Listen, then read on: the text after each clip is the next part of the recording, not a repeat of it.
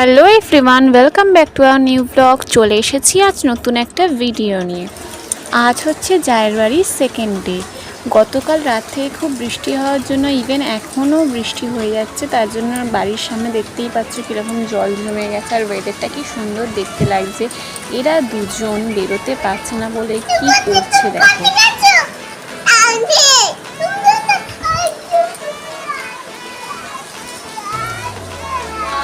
এখানে আমার বর চা খেতে খেতে নিউজ দেখে নিচ্ছে। এই ভিডিওটা হচ্ছে যেদিনকার রেমাল ঝড় হয়েছিল তার পরের দিনের ভিডিও।